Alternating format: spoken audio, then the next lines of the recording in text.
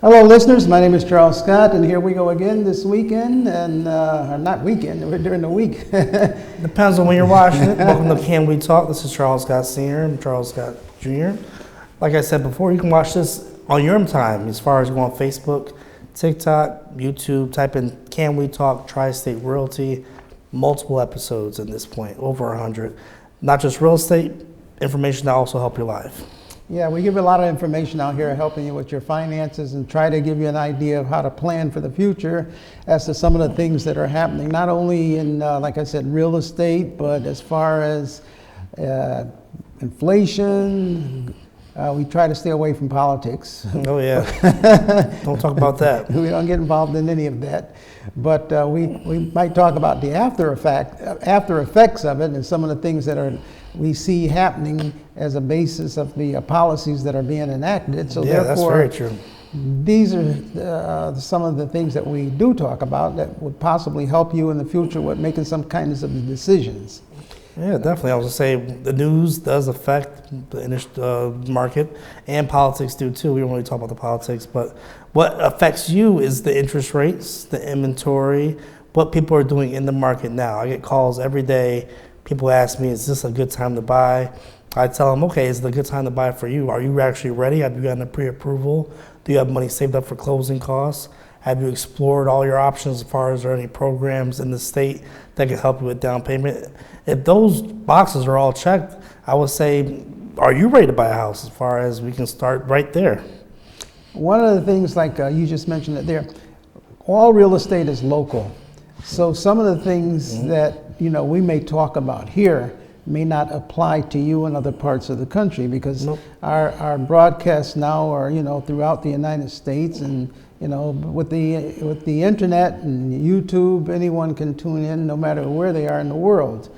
So some of the things that we're talking about more or less may pertain to the East Coast or Connecticut. We're based in Connecticut, and may not apply to Idaho, Wyoming, Texas, Florida. But what we do find is that some of the trends that occur there eventually make it over to us. Oh yeah, definitely. Because right now, I mean, I'll date this, we're in the middle of June. That big article came out last week from Redfin, just saying how throughout the country they're getting like a kind of a tipping of the industries from a seller's market to a buyer's market. But if you ask some people around Fairfield County, they're saying, what buyer's market? I'm looking for a house and everything's getting scooped up. What it is depends on where you're at in the United States and what's going on in that market. For example, if I'm in Florida, I'm hearing down there's a lot of condos for sale, a lot of single families for sale, and those factors are determined by the weather. You see there's a lot of hurricanes down there. People are actually leaving Florida now versus going down there because they see that the property taxes are going up, the insurance rates are going up dramatically, and sometimes they won't even get insurance because there's such a danger for flooding. Yeah, and I thought about that as I said it, as far as things in other parts of the country or other states affect what we're doing here as it moves in this direction. One of the elephants in the room, or the big factor right now, is insurance. Property insurance. Property insurance. If you are a homeowner, you probably noticed that your insurance costs have gone up, and a lot of that you may say, well, hey, I never had any claims. We don't have a lot of hurricanes, tornadoes, and windstorms in our area, but because you do have them in Florida, North Carolina, and all these other states, the insurance companies, they average the cost. They charge you for something that happened in Florida. In Florida, was it a couple of years ago, they had the tornadoes where a lot of the condos got damaged. And I think there was a condo development where the entire condo building fell down to the ground. Yes. So that affected the new laws there, where now, they have to be hurricane resistant, and all of them have to be inspected so many years.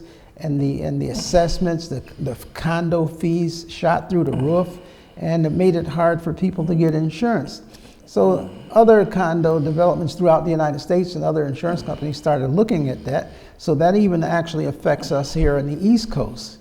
Whereas if something were to happen, can they prepare for it? Especially here in the East Coast, one of the things they're looking at is that those 1 in a 1,000-year, what do you call it, floods. Nor'easters that come in. Nor'easters come in.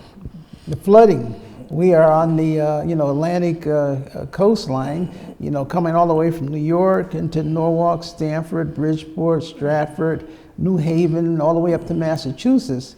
On the shoreline there, we have a lot of houses that have been built, and as the water starts to rise, even what they call global warming, as the sea level starts to go up, more and more houses are going to be flooded that have not been flooded in the past. Yeah, you see that a lot. For example, look at Milford, look at Groton. You'll see houses built on the shoreline. The newer houses are being built taller because they're realizing this shoreline is being eroded away. When I have customers, we're looking for a house, I always check the flood map to see if the house is in the flood map, to see if it needs flood insurance. And what I'll see is the 100-year plan, the 500 plan, et cetera, et cetera. What you have to worry about is the 100-year plan. Even though it seems like it's a long time away, your mortgage is 30 years. What if you're in the middle of that 100 years? As far as you'll notice the shoreline is slowly eroding away to where there's a point where your house may be uninsurable because it's going to be guaranteed a chance for flooding. I actually read an article on that. We all think of the 100-year floodplain. It tells you in that area, possibilities of a flood. It's not really the possibility of a flood within that 100 years. It's the possibility of how many floods you will have within that 100 years.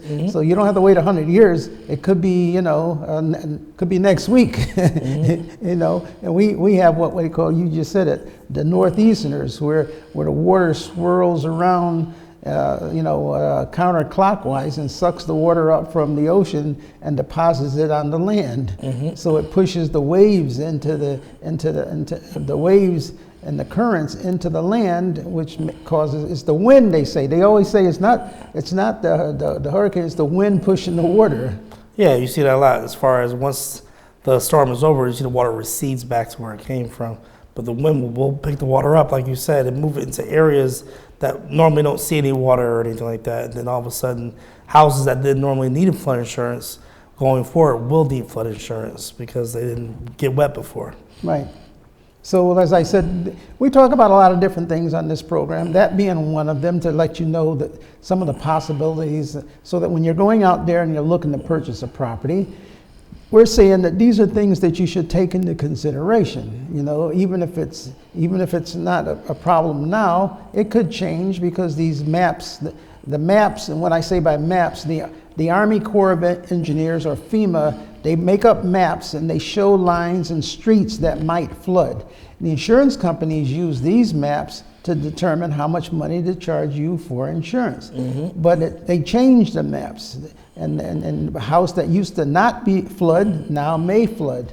So just do your due diligence. You're looking to buy a house, look into all the possibilities instead of waiting until the closing, and then you get the shock the week before the closing where the mortgage company says, now go out and find out how much it's going to cost for your insurance. And maybe you were counting on paying, $125 a month, and now it's, $250 a month. And you find out you don't qualify for the house, or your cost of that mortgage is going to be a lot more than what you thought it was. So we're just saying these are some of the things that we have you look at to be, take caution so we can possibly save you some money in the future. And also, I'm going to take it off our viewers. We put a lot of pressure on them, not just you. I say the thing that you should start with is a good realtor, because in the end, he should be checking on that stuff for you. You're a first-time home buyer.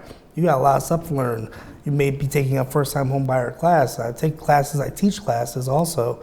And I will say, when people are done with that class, a lot of information to absorb.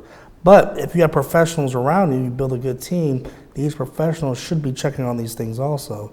Like I said, when I work with my first-time home buyers or any of my clients, I'm always checking the flood map, because that is a sneaky thing here, especially in Fairfield County, especially Stratford. Some houses you may not realize are in the flood zone, but you can see a clue. The house may not have a basement, or the houses surrounding may not have basements. And you'll say, oh, why don't I have basements? Because if they dig, they'll encounter water. So like I said, it's good to do your own diligence, get really good at this, but also make sure the professionals that you're hiring to help you find this house also know how to do their own due diligence. Yeah, like the other thing is, like, Right now, we tell people it's a good time to sell a property. When you're talking about getting a good realtor, you need to have a real estate agent who knows the market, and you try to figure out, what can I do with my property to get the best bang for the buck? What do I need to do to get that property ready to put it on the market? What do I have to do to what's the best features of that property? When a property goes on the market, if it's a real property that everybody wants, it doesn't last too long. And then they have what they call highest and best. That means, let's say you're selling a property for $300,000, and all of a sudden you get a lot of people that want to buy that property. So what the seller will decide to do and tell his agent, well, let's have a highest and best. That means let's ask people out there to give your best offer. Give your best offer right now, because then we'll make a decision. And usually when a property is highest and best, it'll sell for higher than what the people are asking for, higher than what it's listed for. So that $300,000 property, even if you put an offer in, let's say for $290,000, and now they're asking for the highest and best, your agent will say to you, well, look, they're asking $300,000, you offer $290,000. Since they're asking for the highest and best, that must possibly mean that they have multiple offers. And it doesn't necessarily mean that. They could still ask you for your highest and best, but usually it means that there's a lot of people putting the offers in, and most people are putting offers in are going to put their highest, which means how high do they think that they want to go. And best means maybe you put more money down to make the offer better. I was going to say that also. Remember, the highest offer may not be the best offer. I mean, make sure you have a realtor that's experienced also. We have clients, people have given us offers very high over asking, and we have to explain to our clients, although you see the dollar signs, remember in the end, we still have to appraise. And there's other offers here that are closer to your asking price, some even with cash, that I guarantee, I can't guarantee, but if we go with these offers, it'll be a smoother process than this offer, although higher, may be a waste of time and lose you months in the market once we order a contract. Yeah, the highest offer does not always mean that that's the best offer. Yes. Because anyone and it's funny because people say it's called highest and best. You would think it's both. Anyone could put a high offer down on the paper, but remember the ultimate goal is to sell the house. If they offer you a lot of money and the house does not sell, that's not the best offer. No, definitely not. The highest and best means that you've got to really, look at all the factors. All the factors. For example, if I have a client I'm representing, and let's say they have a house that they've lived in for a long time, and we have two offers. One offer may be a little bit higher than the other one, but let's say that lower offer may be $10,000 less. They're saying, guess what? We're taking the house as is. Doesn't have to be broom swept or anything. Leave everything where you're at. We had a client last year, older gentleman. All he had to do was pack his suitcase that morning. Walked out the house. We moved in with his daughter. He was so happy. Sold the house as is. They have to clean up anything. That's a good point you're making right there. For a lot of people out there that are looking to sell your house, people always ask me, matter of fact, just this weekend, should I paint the walls? Should I do this? What? I said, no. I said, do small things that you should be doing in the first place. I looked at a house and I did what they call a market analysis, and I gave the people some advice as to what to do when they're selling this was a condo. And I said, well, there's really not too much you can do in here other than paint, and you don't want to go painting the interior because the colors you pick out, people may not like. Exactly. You can date yourself by saying, oh, I remember when kitchens were yellow.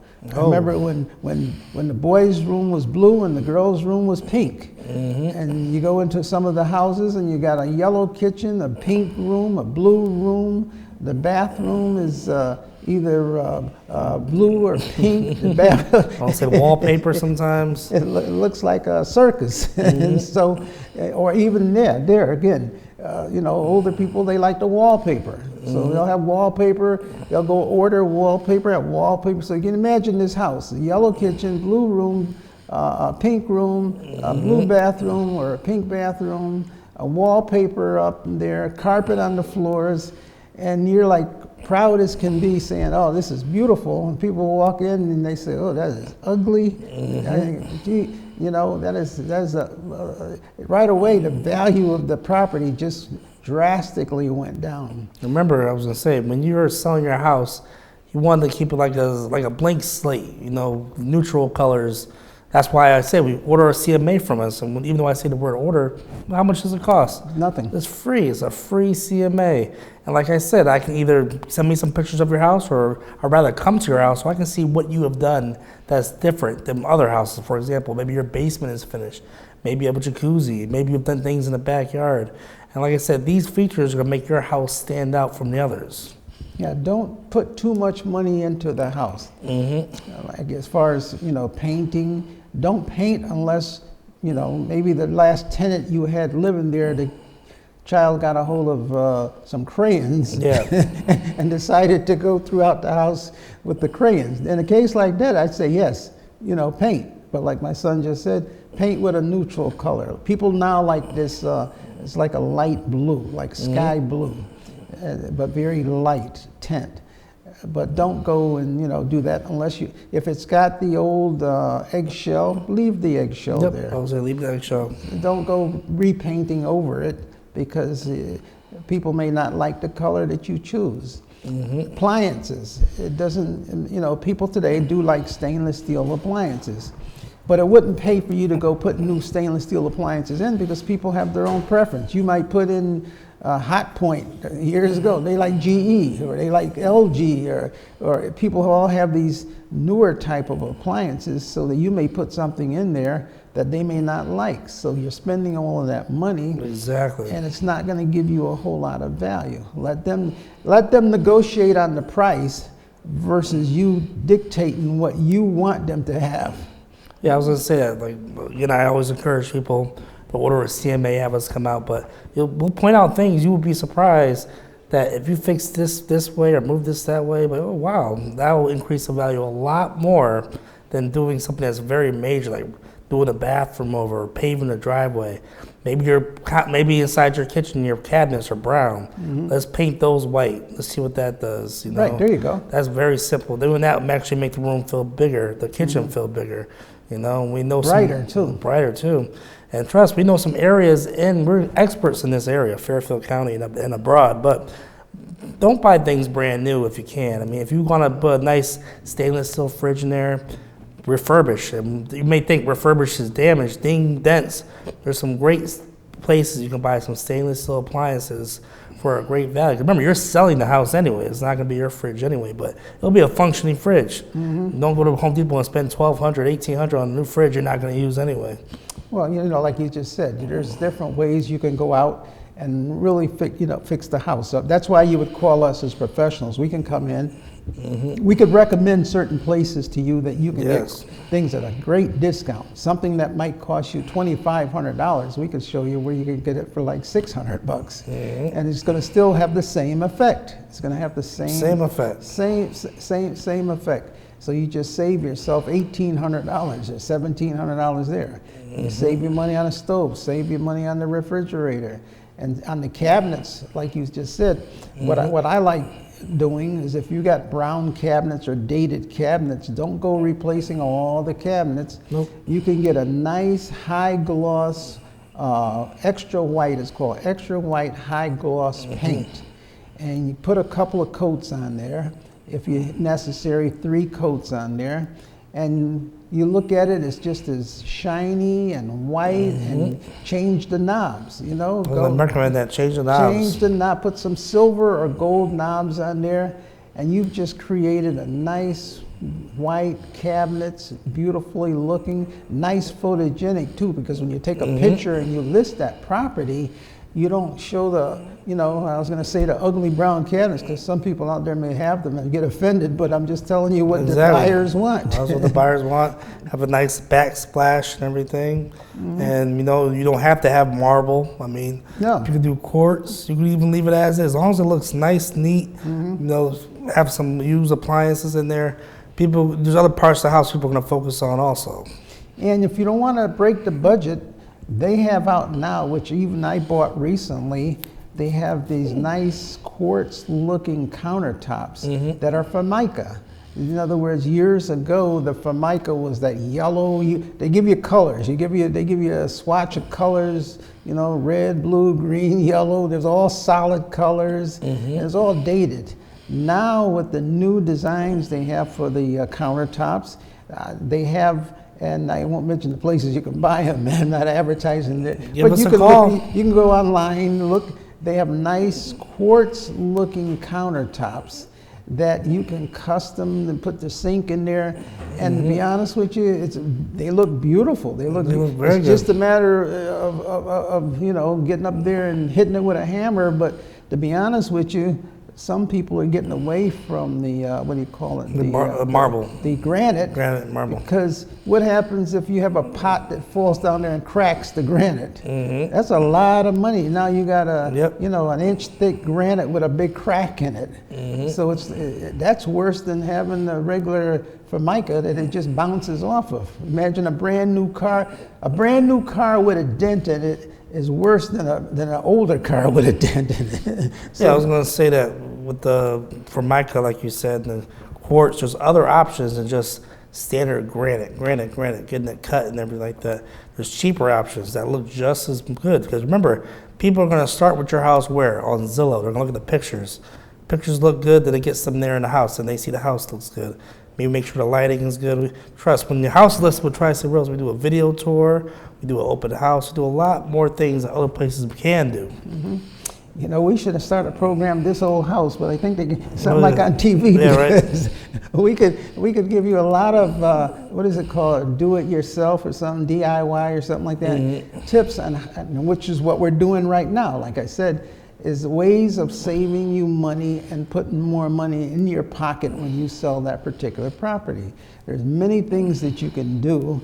And, you know, how do I find this out? From experience, number one, from actually doing it, number two. In other words, I actually do these things, and I'm in the process of doing one right now. And so these are the things that you do, and I know what people are looking for, and I know what they're looking to buy. So being a real estate agent, I know where to go and draw the line. I don't want to go to the point of where I'm putting too much into it for no return. Exactly. So I go right to the point of where I know it's going to be attractive. I know they're going to like it, and I know they're going to actually love it. But at the same time, I'm still making it affordable where I'm not asking a lot of money for it to be trying to get back all the money that I put into it. And I put just enough in there so that they can then take over, use their imagination, and go forward from there where we can both win. It's a win-win situation. That's what you see a lot with these houses. You'll see it been on the market for a long time. They look very, very beautiful. But you see that beautiful price, this looks influences the price. Where the houses did overprice for the area because now the investors try to get every penny he put in there, realizing he'll overspend on the house. And he's not going to get all the money back. He's better off pricing it accordingly. And actually, starting from ground zero, he should have priced that into his development as far as not do too much. Because like we talk to a lot of developers now, you can't predict the cost of labor, the cost of supplies, everything's changing constantly. So with these new houses that have been on the market for a long time, those are the ones we're going to start seeing some price cuts on. Yeah, you just mentioned something there. It's very important, and I can't stress enough, that you use a professional, have us come in to give you some ideas as to what to do when you price that particular property. One of the things that, you know, we see happening is where, like you said, people actually come to us after the fact where they've put too much money into the property, and now they want to charge more than the property will actually, the market will bear. And so they're trying to squeeze out every penny that they can by pricing the property very high. Now this hurts the buyer, and it's going to hurt our seller, because now the seller's coming to us saying, well, this is what I'm looking for.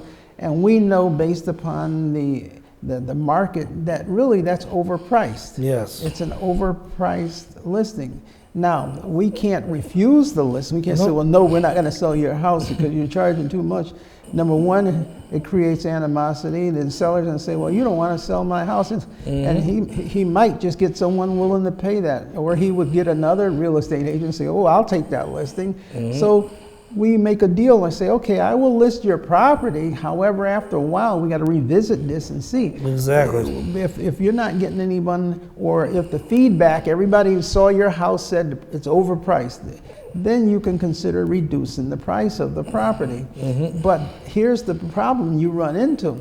If you take and put your house on the market for sale, and it sits there for 2, 3, 4 months, now you are automatically devaluing the property, because first thing people ask, how long has this house been on the market? They feel as though the longer it's been on the market, the less money or the less attractive, or the seller is willing to negotiate more. They always say, well, is the seller willing to negotiate?